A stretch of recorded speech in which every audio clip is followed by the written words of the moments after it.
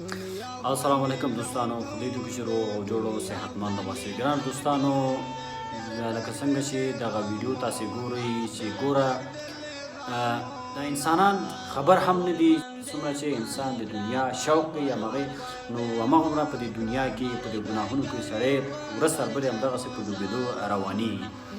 نو همیش باید یو مسلمان د هغې څخه ویره ولري، د آخرت په ورځې څخه ویره ولري، ځکه چې آخرت ورځ راتلونکې ده. که چېرته په دې دنیا کې هر څه ولري نو د هر څه حساب به د قیامت په ورځ د هغې حساب کېږي.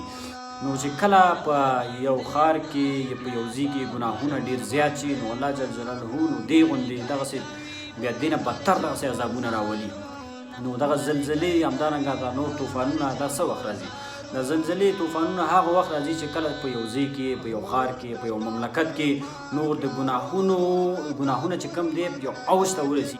نوی نسل دغه ځوانان چې کوم موږ تاسې ګورو چې ډېر ځوانان به تاسې کتلي وي چې حتی نو هغوی چې کله په لوبه مصروف شي، هغوی چې کله په نورو کارونو باندې مصروف شي، یعنې بیخي هغه مونځ وخت چې کوم یو دی دوی نه بیخي هیر وي، یعنې دا خو یو عادي نو همدارنګه دغه دروغ ویل خو نن سبا داسې یو عامه خبره ګرځېدلې چې بیخي چې یو چاته دروغ پیدا شي رښتیا بیخي وایي نه.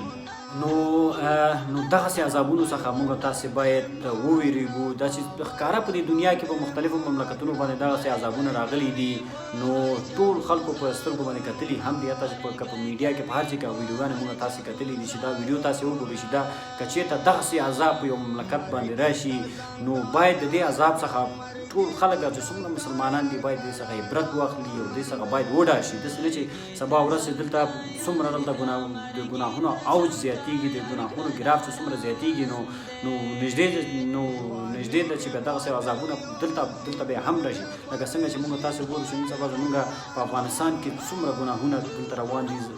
خو اصل خبره دا چې موږ د خپل دین اسلام څخه موږ ناخبر یو.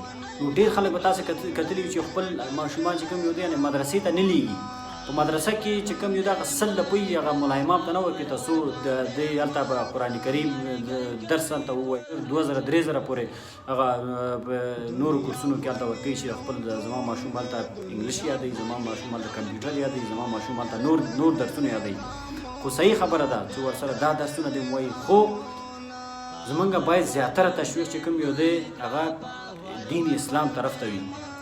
نو که چېرته وي یعنې ډېر کم خلک به وي چې هغوی خپل ماشومان چې دی خپل مدرسې طرف ته تشویق کوي او همدارنګه دغه نور درسونو طرف ته هم تشویق کوي. خپل مکتب دې مو وایي، خپل انګلیش او کمپیوټر درسونه دې مو وایي، هر څه دې وایي، خو ورسره دین اسلام باید موږ هېر نه کړو. که چېرته موږ او تاسې همدغسې دین اسلام موږ همدغسې پرېږدو نو نن سبا چې تاسې ګورئ چې دلته څومره ناخوالې، څومره د مملکت کې ګډوډیانې روانې دي، خو هر څه زموږ د لاسه دي. هېڅوک باید هم موږ ملامت نه کړو، موږ باید هېڅوک هم ملامت نه کړو. باید اول موږ خپل ځان باید موږ ملامت کړو، خپل ځان باید موږ په دې ملامت کړو چې خپل ځان ته موږ وګورو چې موږ په خپل دغه اسلامي په چوکاټ کې موږ روان یو او که نه یو روان. نو که چېرته اول باید موږ په خپل ځان کې تبدیلي راوړو، هغې نه وروسته بیا هغه نور حالاتو ته موږ وګورو. د دې خاورې سره موږ مینه پیدا کړو، د زړه د کومې خپل وظیفې موږ ترسره کړو په دولتي چوکیو کې، یعنې په زړه د کومې د دې خاورې سره موږ مینه پیدا کړو. نو لرې نه ده چې خپل مملکت موږ په خپله جوړ د هر چا په مقابل بیا موږ ودرېدلی شو. یعنې په افغانستان کې موږ هېڅ څه هم دلته موږ کم نه لرو، دلته معدنیات شته، دلته هر څه شته دي. افغانستان یو غني مملکت ده، هر څه موږ دلته لرو. خو مشکل دا ده چې موږ سره یو بل سره موږ متحد نه یو، یو بل سره موږ چې کوم موږ همیش یو مشکل دا ده چې موږ یو بل سره متحد نه یو. همیش موږ کوشش کوو چې د یو بل خپې وباسو. نو موږ دا کار نه کوو چې موږ خپل چې دی یو افغان راجګ شي او بل افغان سپورټ کړي.